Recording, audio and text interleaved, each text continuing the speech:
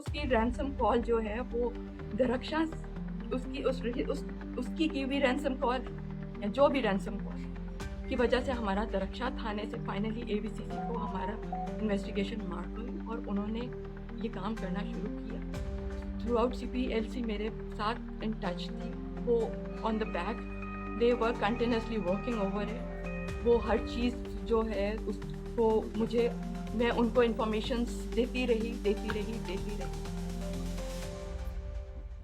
पहले ये लोग बोलते रहे कि CDR नहीं होता है, जैज़ डिवाइस का CDR नहीं होता है। मैं इनको बोलती रही, मैंने अपने बलबूते पे सारे CDR IPDR निकाले। CPLC ने भी वही IPDR निकाला। 3 दिन पहले मुस्तफ़ा के वॉइस नोट्स रिकवर हुए, जिसमें उसने साफ उसके वॉइस नोट्स से कि मैं अरमगान से मिलकर आ रहा हूँ। जब वो वॉइस नोट्स रिकवर हुए, मुस्तफ़ा के IPDR के हिसाब से 7:30 बजे उसके घर की लोकेशन आई। फिर ऑन ग्राउंड इनकी रिसर्च हुई तो ABCC ने मुझे बता के कि जी हम रेड करने लगे हैं। मुझे एक दिन पहले इस चीज़ की इंफॉर्मेशन ABCC ने दे दी थी और वो जो उस दिन सारा एक ऑपरेशन हुआ वो उन्हीं सारी चीज़ों के ऊपर हुआ जो हमने मिलके CPLC और ABCC के साथ मैंने मिलके हम लोगों ने ये इकट्ठे करके उनको इन्वेस्टिगेशन कोई नहीं हुई था।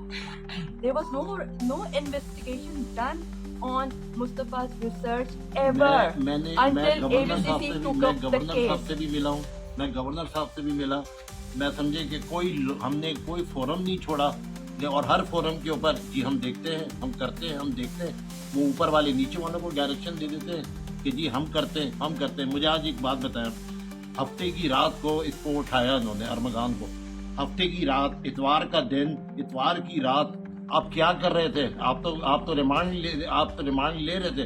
आपने क्यों नहीं 2 दिन के अंदर उससे कबूल करवाया? लेकिन आपने ये कहा कि वो नशे के अंदर है, वो बात नहीं कर सकता। आपने MLO कराया कि वो नशे के अंदर है?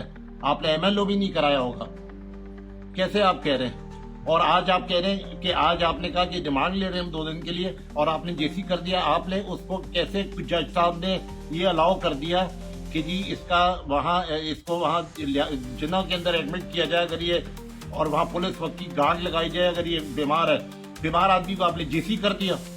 यार ये जुडिशरी फेलियर है, ये जुडिशरी फेलियर है, ये सब कुछ फेलियर है इस पर। Everything was compromised. ठीक है, 1.5 महीने से मेरा बच्चा ही नहीं निकाल सके, मेरी कराची पुलिस नहीं निकाल सकी, तो मेरे ख्याल से किसी आम आदमी पे भी नहीं निकाल सकी।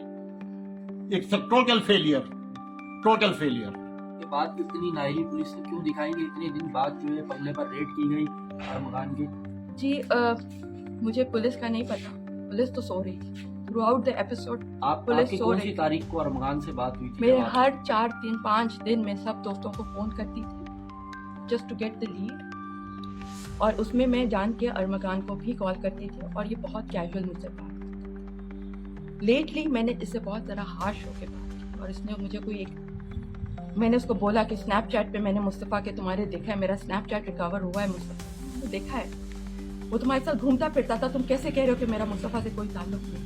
किस तरह से तुम इतना परेशान हो कि तुमने मुझे फोन क्यों, क्या चाह रहे हो? तुम घूम रहे थे तो उसने बहुत आगे से बहुत रैश हो के, मुझे नहीं समझ में आया क्यों घबराया। मुझे बताओ कोई क्यों घबराया? वो अगर वो क्लियर कॉन्शियस था और उसको कोई इस मामले से लेना देना नहीं था तो वो खुद बताता होके अपनी क्लैरिटी दे देता। सारे दोस्त मुस्तफ़ा के ABCC में मिले, सारे लड़के, सब ने अपनी क्लैरिटी